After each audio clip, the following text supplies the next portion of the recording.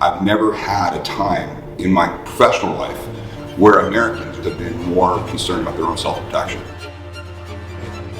Okay, I'm back to answering your questions. A lot of people have been asking about clotheslining, how to clothesline somebody properly and how effective it is.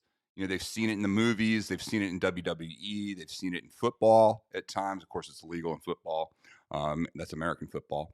But what are we talking about? We're talking about striking across the throat with with our arms.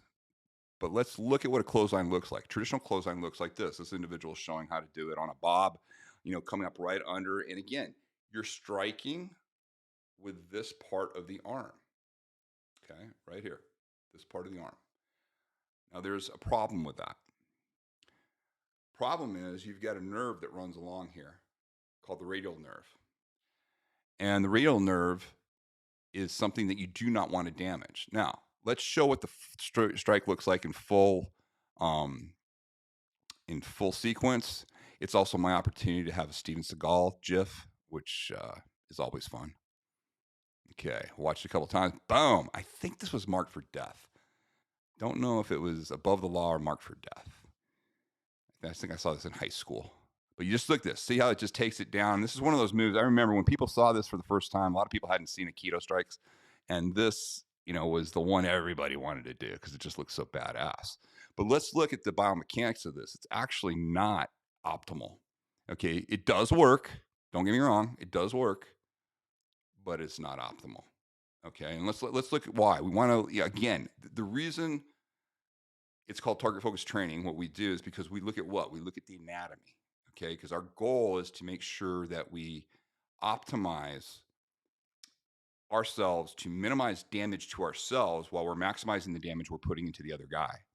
All right. In order to do that, you have to understand how the body responds to trauma. So let's look at the arm. Okay. Got a couple of graphics here. All right. Now, the radial nerve is what I was talking about. This is the radial nerve. Okay. Now, watch the red line on the radial nerve graphic here and look what it affects. If you damage the radial nerve just with some neuropraxia, neuropraxia is basically deadening the nerve temporarily to where you can't activate the muscles and you can't really use any of the musculature and activate anything that those nerves control. Now, look what this nerve controls on the hand: the thumb and the first three fingers of the hand. Now, again, there's nothing more critical than your hand, is it be able to open doors, get the hell out of there. There's lots of things you need to be able to do with your hand. So why would you use your arm in such a way that you could damage your ability to use your hand and also deaden your arm at the same time? If you merely just switched it over and struck this way, okay, leading with the pinky side, okay, this whole structure, not only does it give you a much better biomechanical structure in the shoulder to handle the strike, but it also exposes none of the radial nerve in the strike. As a matter of fact, the only thing that you get the ulnar nerve is exposed. And when you look at the graphic on the ulna, what does it show? It comes down, worst case scenario, if you damage the ulnar nerve, and again, we've struck a lot of times using our forearm here, just pinky side of the forearm, and very little damage. But even if you did, say you got cut there and you cut the nerve, it would only affect your pinky finger and the inside of your ring finger.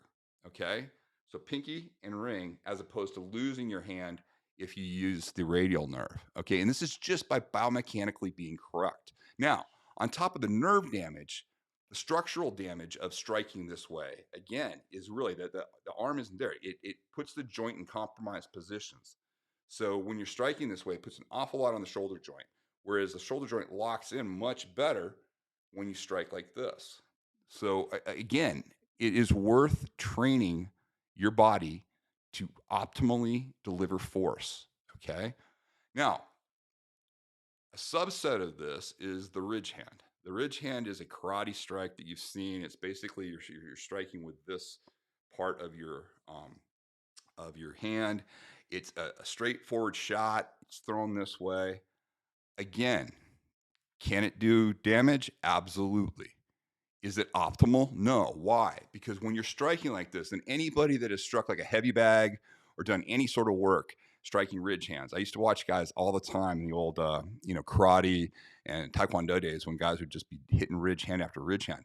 They'd have super sore elbows and shoulders after a while, and they do real damage to where it was almost like their arm was dead. What's interesting is where did the legend supposedly of the ridge hand come from? Well, apparently it was the legend reads that there was a deformed um, Okinawan farmer that basically had kind of like a hooked thumb. There was something wrong with his thumb. It was actually inverted in there, and he kind of had an arm that kind of hung. And he learned. He became a martial artist, and he learned how to strike, with his ridge hand. And to the point to where legend has it that that even other people in the village, after a while with training this guy, they would break their kids' fingers and deform their hands so that they would have the same kind of hook ridge hand that this martial arts instructor had. Now, whether it's true or not, who knows? But this is where the strike was there. But the problem is, the strike biomechanically is going to do more damage to you after a while. The more you train, the more you strike using that, the more you can injure yourself. Again, not only exposing the radial nerve, but this just isn't a good structure. Merely turning it over and striking with the pinky side makes all the difference in the world.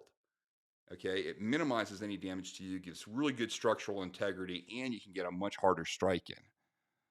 So again, folks, this is just one of those quick things. I keep getting, questions from you. Hey, what about this strike? What about that strike?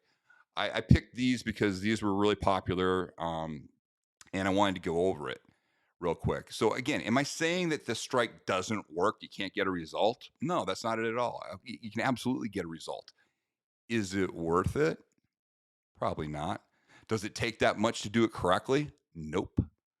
It just takes a little bit of knowledge and just adjusting your practice. So again, train smart, train to maximize the damage on him, not you. Okay. Now listen, if you like the information that you're getting, you want to really go deep dive and get it in depth and get an amazing masterclass that we have for us, that we made for you guys, go to timlarkin.com, give us your email. We'll get you putting together your own self-protection strategy for you and your family. It'll help you minimize the chance of violence ever coming in your life and give you the best information on how to survive violence. So again, timlarkin.com, give us your email. Also, please subscribe to the channel, send these videos around. Get your friends to watch them. Get your friends to subscribe. Get your friends to comment. That's how we grow the channel. Until next time, stay safe.